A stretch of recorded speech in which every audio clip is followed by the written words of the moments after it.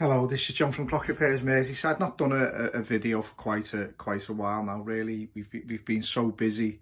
It's just been pretty much impossible. Anyway, I just thought I'd do a little video on a couple of clocks we have in that are quite interesting, really. This one's less interesting, should we say? This is a drop dial, double fusee. Clock of Birmingham, made by a guy called Sam Bailey. It has a lovely mahogany case on it. It's pendulum driven and it's double fusing. Still has its chains and all that, really. It needs very minor case restoration. Actually, there's a door missing on the side. We've already inserted a couple of pegs. As you can see there, they basically had pieces of wood stuck in them. I mean, you know, this is a clock that will go up for sale, but obviously we try to get them to the very best condition they can be for what they are. We really don't want to sell clocks if they're in poor condition, really. We'd sooner just sort of scrap them, really. Anyway, that's that one. Now, this clock here is what's called an Act of Parliament clock, or a Tavern clock. Okay, as you can see, it's got a really large dial on it, probably, you know, 14 inches, and this is a striking clock. Strikes on the hour, literally just strikes on the hour, doesn't strike on the half hour or nothing. Now, both of these clocks were probably made round about 1820. I've traced the names. I would assume this one's a guy called Edward Matthews from Welshpool. Now, pretty much the movement is exactly the same as an 8-day grandfather clock movement, but the only difference really I can see with the particular movement is the spools on which your gut line you know, gather on, they're very thin. So I don't know whether the clock would run for 8 days. I'm not sure. Maybe it's been designed with the platform and the escapements, and it will run 8 days. Possibility it's been designed that way. I've yet to see. It's actually running. If we open the bottom door, well, it actually runs. It's got two conventional grandfather clock weights on it. It didn't come with any weights. It literally just come with nothing. So I've got a friend who's in the business, and he said to me, find out what type of weights. He said, but they will be different shaped and stuff, probably difficult to get hold of. So I don't hold any hope up, but it's working at the moment like that. I'll probably just get a matching pair for it. Obviously, again, for, you know, the look of the clock as well. It's not in bad shape. It does need some casework doing it. As you can see, there's some veneer missing there, which is actually in the bottom of the case, to be honest with you. But the rest of it is not really that bad. I don't think it's had a good life. Apparently, it was in a barn, and it'd been there for something like 30 years, apparently, just lying there. The two of them actually came from the same person. He brought them into us, and we looked, made an offer, and you know, that was it, really. There's actually a few for sale on eBay. Well, one of these looks pretty similar to it, except that I just think it's the one on eBay. It has a better, should we say, bezel around the dial, wooden bezel. It looks a bit better. It opens. The thing about this clock, which is a bit thing about it, if we look at the door, if I can just keep this in shot, if we look at the door, it opens upwards. Let me just keep this in shot. It opens upwards, which would be quite awkward, to be fair. Now, at first when I looked at it, I thought maybe it's been mounted that way, but it can mount on the side, and that's what we were going to do.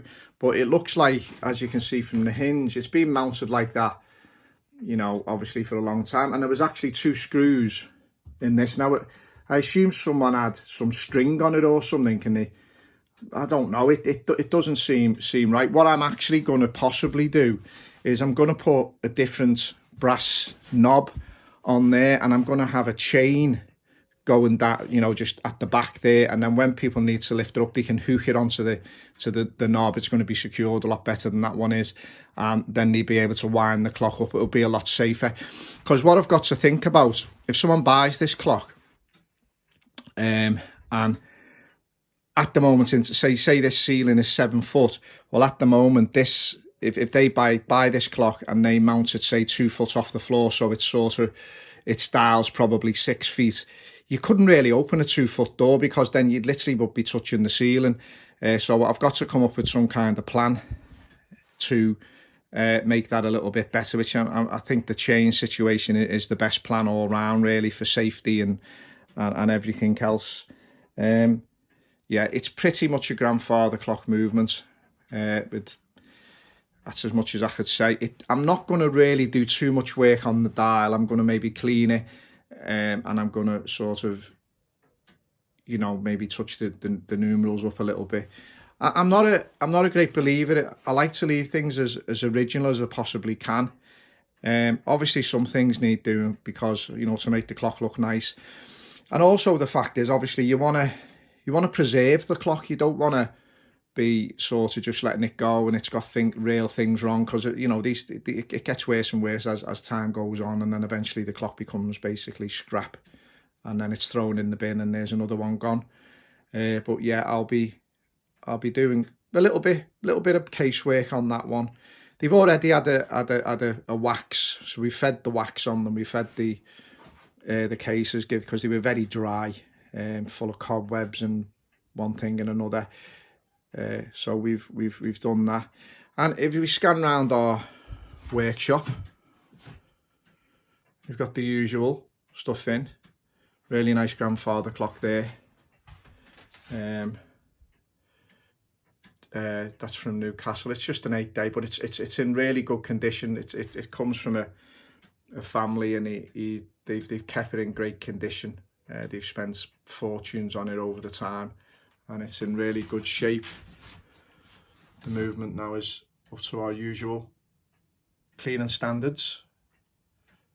So that's ready to go back. Where you see them sort of brass rods there, they had bits of washers on them and nuts and stuff like that. We don't do that. We'll put some, you know, proper steel on them, or in the case of that copper, which they would actually, you know, off old chiming bars. I mean, you know, chiming bars that obviously don't ring out no more.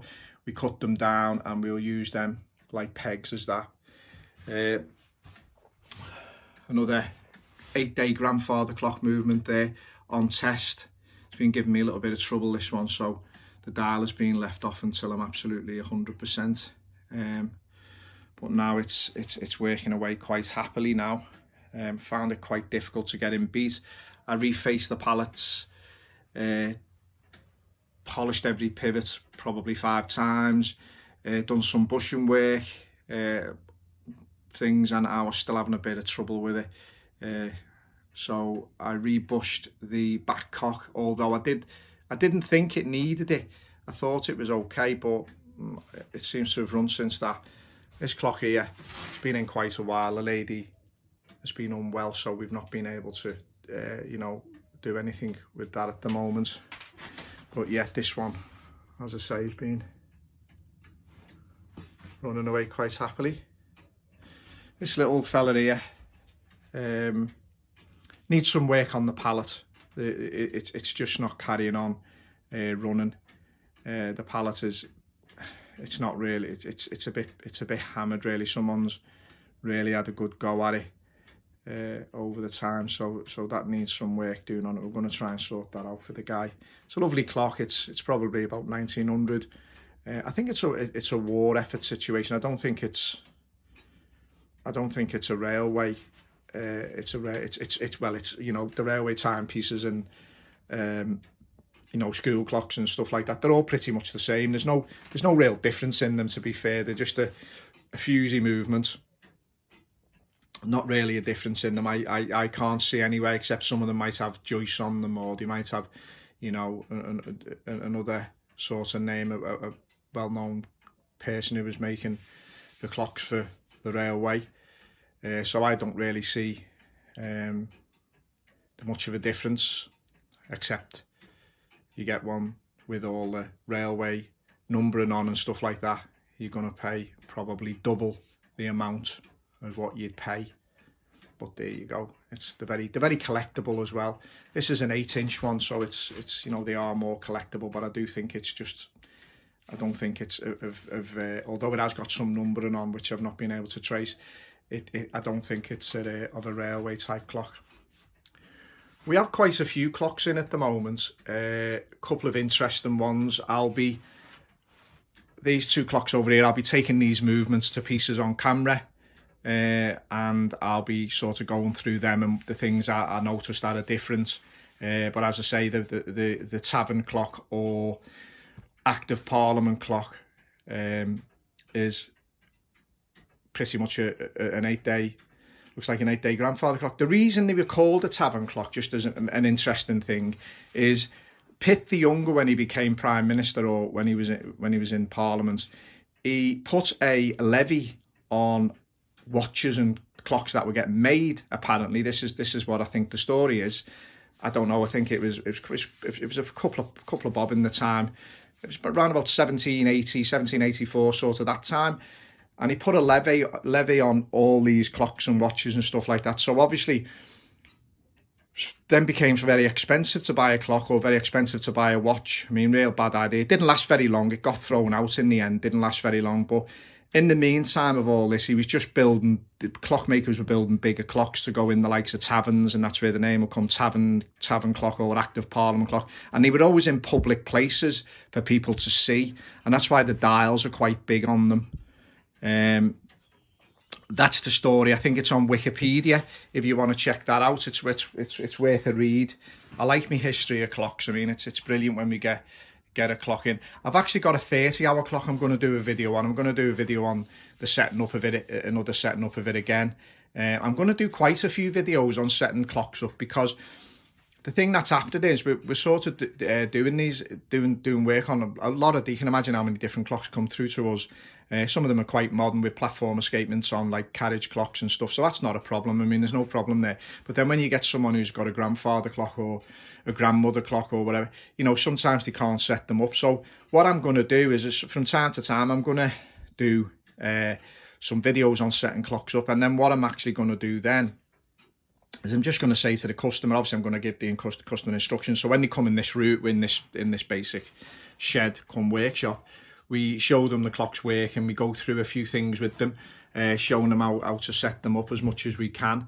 But what we're actually doing then is I'm going to sort of do some videos on some of the ones where I think the person might think, and hopefully they'll go on Facebook, they'll go on YouTube and they'll have a look at that video, and that'll help them out.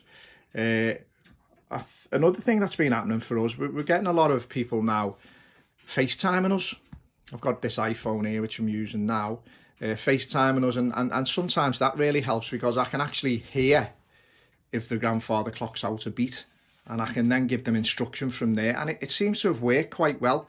So all modern technologies in our world of antique clocks is sometimes quite handy. I think we need it from time to time, because, as I say, years ago, I would imagine, sort of 18th century, it was very easy for people to set stuff up, because they were used to it. But now people are used to just putting a battery in it, so they just can't set them up. They haven't got an idea. So obviously that's where we come in. But as I say, there's very few of us left now, and that's it. Just giving you a general scan of this clock, and as you see, it's working away quite happily. It's not having a problem, and it's really accurate as well. Obviously, the pendulum, and I was thinking it wouldn't be accurate because the pendulum is wobbling everywhere. So, I thought, that's the bob's been off and stuck back on, and sometimes we find them blue tack jammed in them. This here is just our 1930s usual striking wall type clock.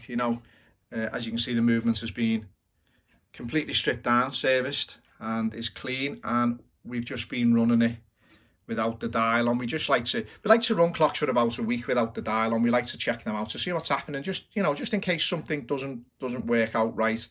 We haven't quite got the setting right, or we just like to what and then what we'll do is we'll put the dial on and we'll probably run them another week then and let them run through. And you know, that works, because if you move over to our clock over here, if they're just done it with the dial, because it worked no problem for about a week, and we put the dial on and it started to act up. So there you go. It had a striking problem first.